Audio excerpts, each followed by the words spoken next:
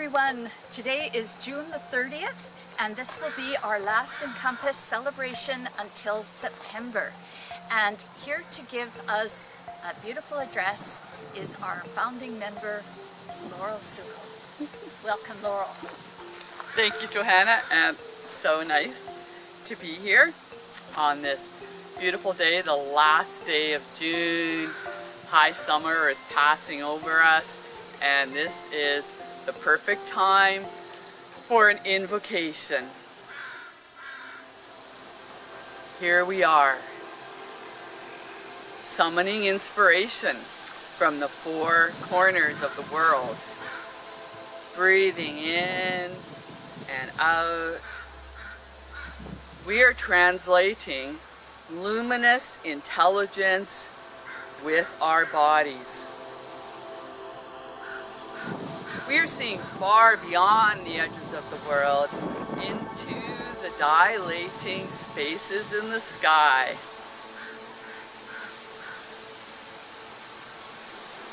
We are unrolling a tapestry of vibrant content through ethereal time.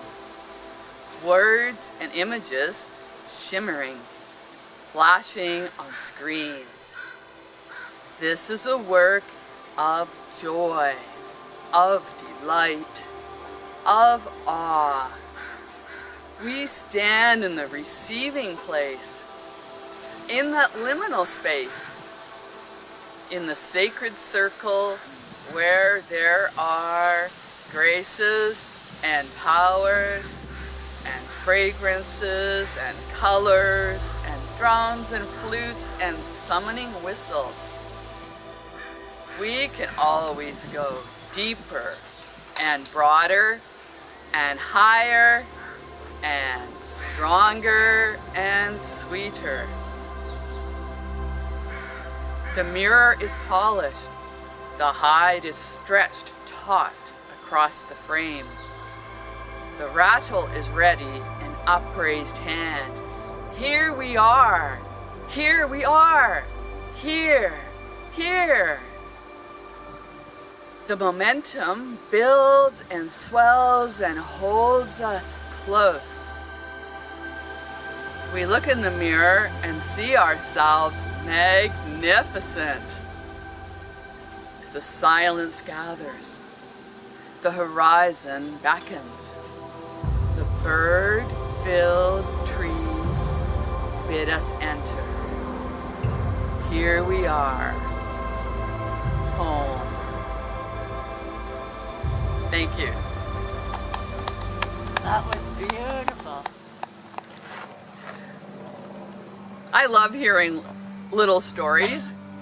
There's two people in my life who tell stories. I have it stereophonic. One is Johanna, and the other one is my son Kaylin, who studies stories through history in depth and has a real understanding of how they operate in our life. And he's developed a practice of observing, just observing something in nature and letting it speak to him. And he told me this little story last night of sitting in the garden and observing on the ground there, looking around in the garden, that there were some potato plants that had grown. And these potato plants weren't growing in the boxes that he had planted, where he had built these boxes to grow the potatoes in. Potatoes weren't in those boxes. They were on the other side of the fence. He could see them. Somehow they'd grown outside the boxes, outside the fence, which was very interesting. And he said to me, it carried this meaning that so much of what we want in life and are looking for, we're not going to find in those specially prepared containers. They're going to be outside, on the boundaries, on the edges, not where we were expecting them. And as I reflected on this, it seemed to me exactly what Johanna and I are doing here as well, wanting to do here.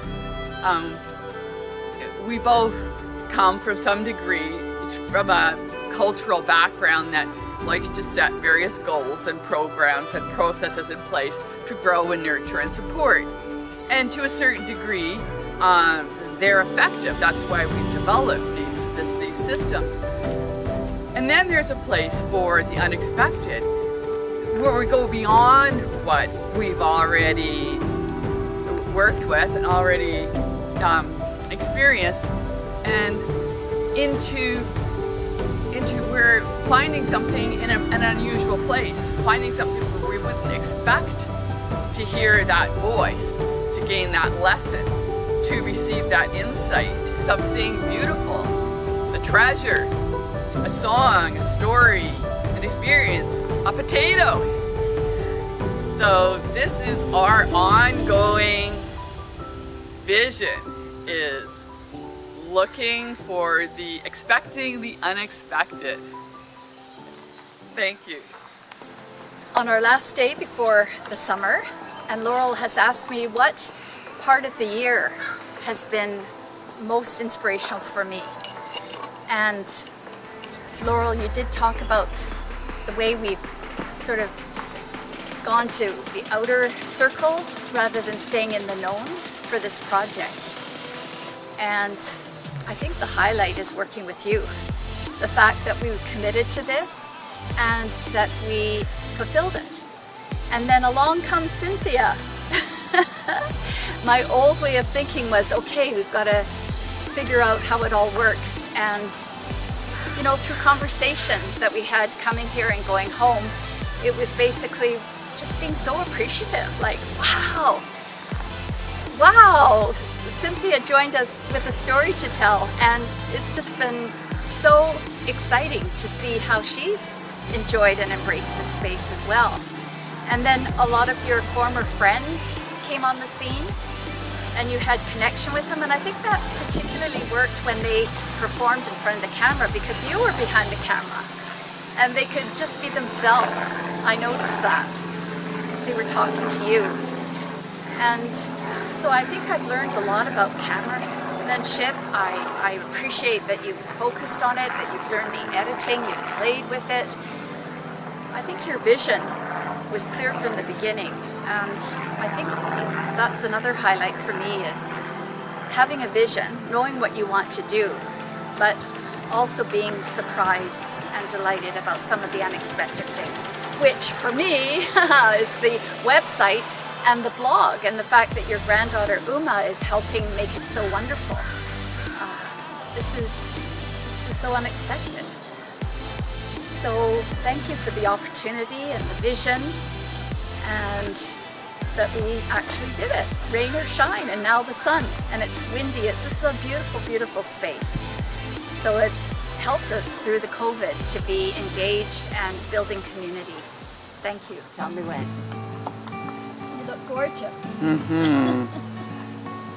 Yeah, perfect.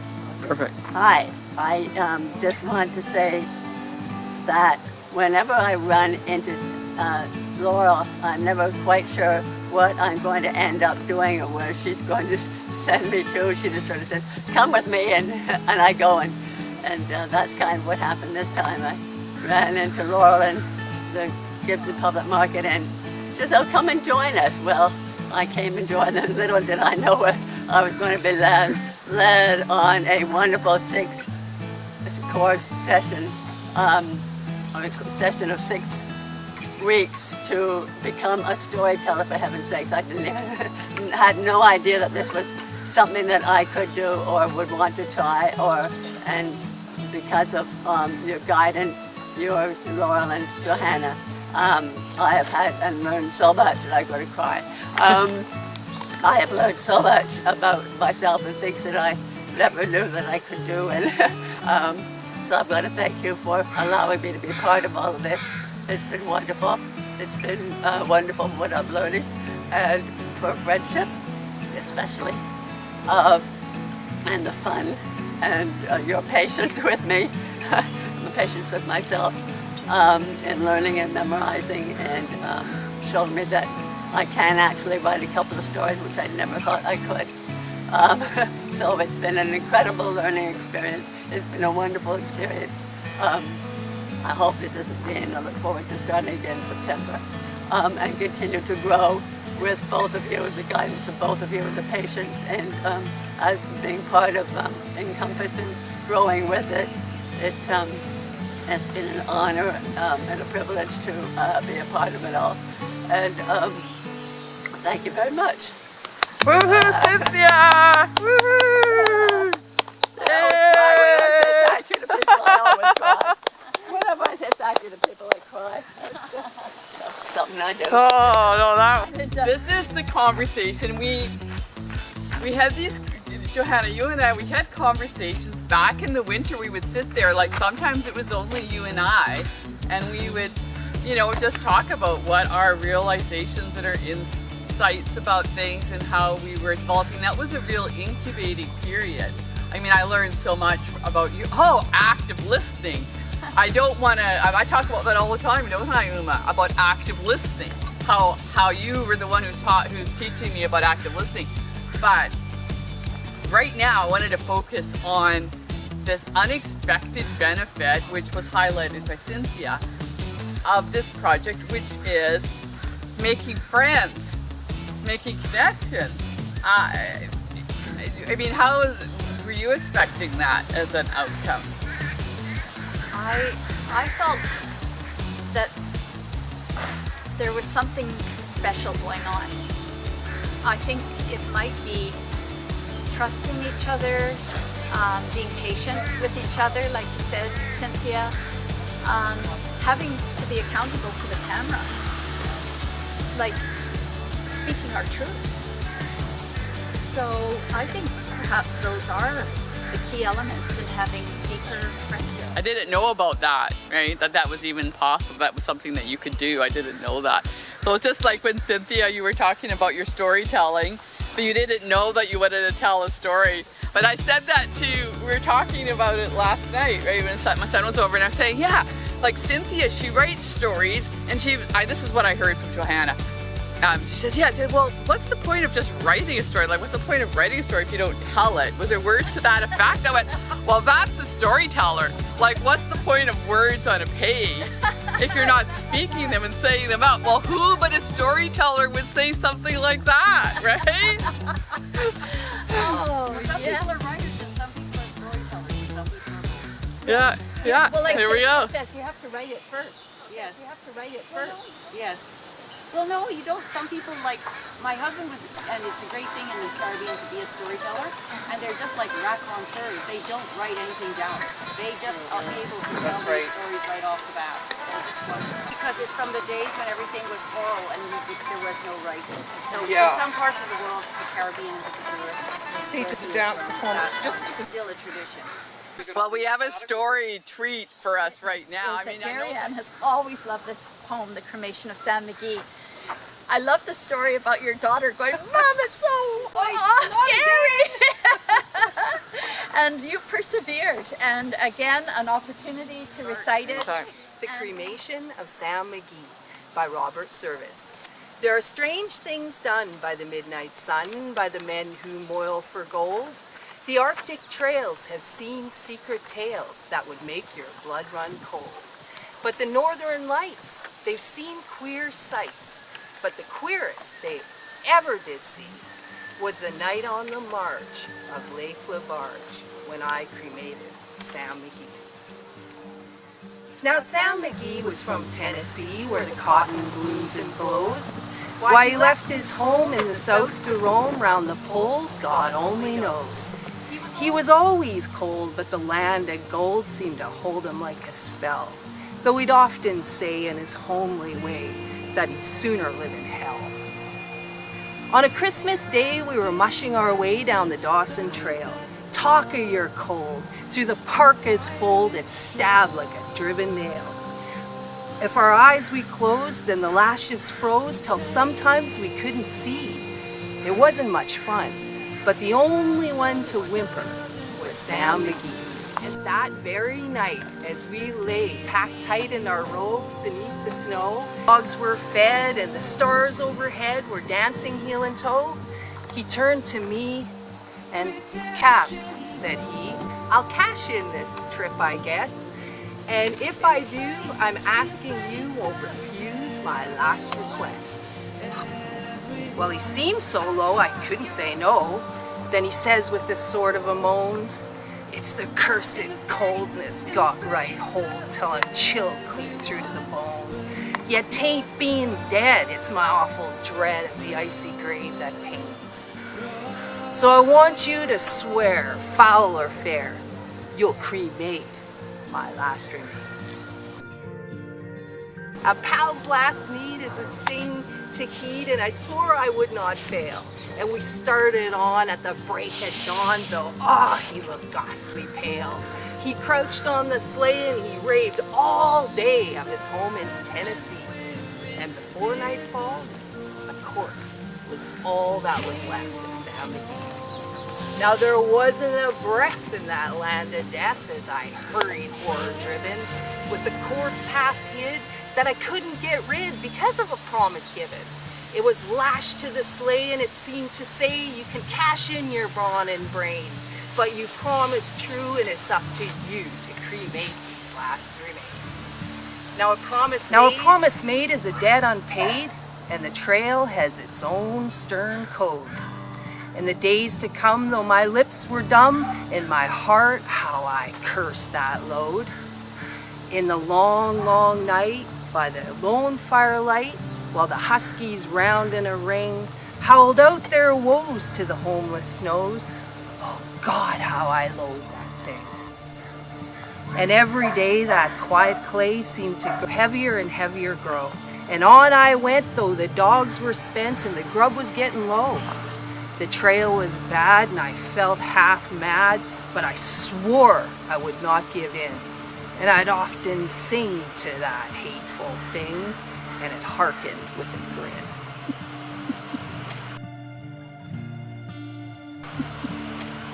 Till I came to the marge of Lake LaBarge, and a derelict there lay.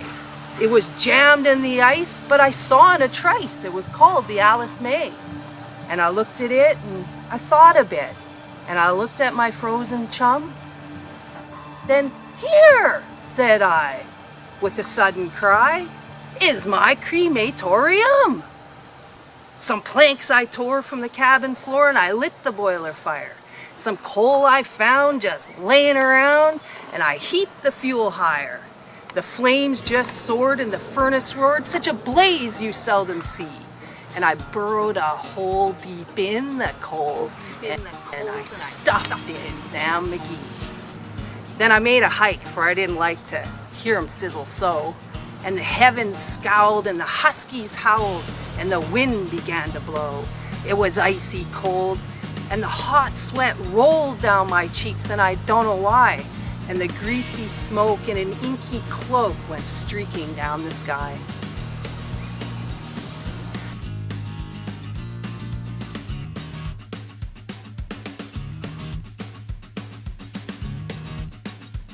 I do not know how long in the snow I wrestled with grisly fear, but the stars came out and they danced about, or again I ventured near.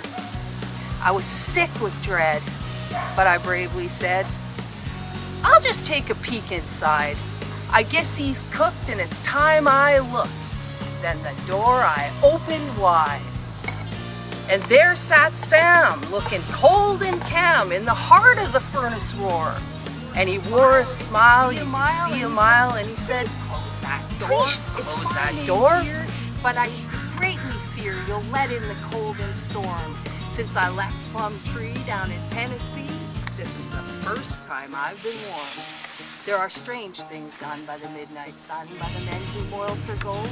The Arctic trails have seen secret tales that would make your blood run cold. The northern lights have seen queer sights, but the queerest they ever did see was the night on the marge of Lake LaBarge when I cremated Sam McGee."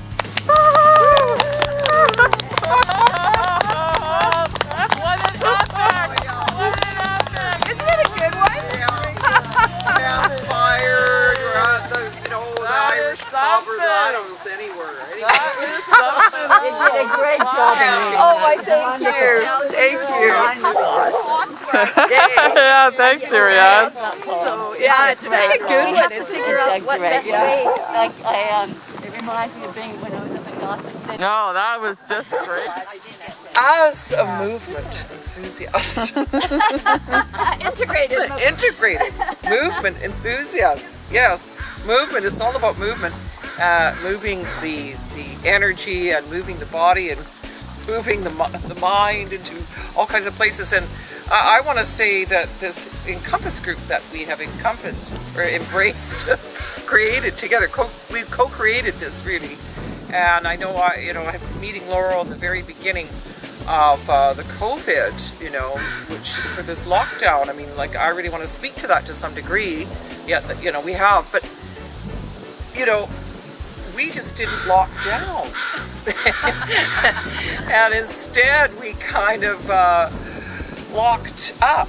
No, we'll find another word. Locked in? Yeah, walked up, But yeah, we all joined together in the circle outside, like what a fabulous space this is, with washrooms nearby, we may add. And so it's just been great having a weekly, meeting like this. And rain or shine, you guys were troopers. I copped out on many of the bad weather days on Wednesdays, right?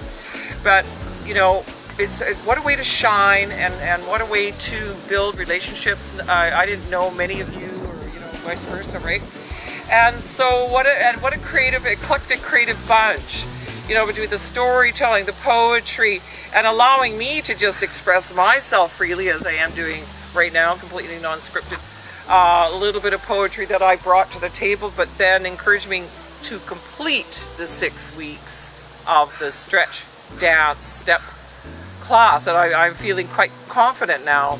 And all of the videos, like, that was just amazing. At first I couldn't look at myself, but then I looked, no, I can't stand to be on camera. But I got comfortable with it, and it's not about perfection, it's about practice makes perfect, it's about participation, it's about showing up, it's about just doing what you can, and there's so much of that is where, I want to go. I think as we get older, Joanna had said, we kind of are over that perfect exterior and showing up perfect and all that. We're way past that, so that helps. That helps, because I'm sure over the years that I couldn't do it or wouldn't do it is because I just feel I didn't have the perfect, outfit or appearance or, professionalism that's required for such things. But hey, I feel better, doing this, and I know everybody else is embracing it. So, wow, way to go, what an opportunity. And as the website gets going, it should be really interesting for viewers, I would think, because we're going to have a little bit of this and that and the other. So talk about, the merging and the infusion, which I'm all about, right? Just doing all these, between the photography and the dance and the singing and the vocal toning. I'm yet to come up with the vocal toning session for everybody. So, yeah, thank you again, ladies, and what a wonderful way to end and begin the summer. End the year, begin the summer. Thank you. Thank you. Thank you, Linda.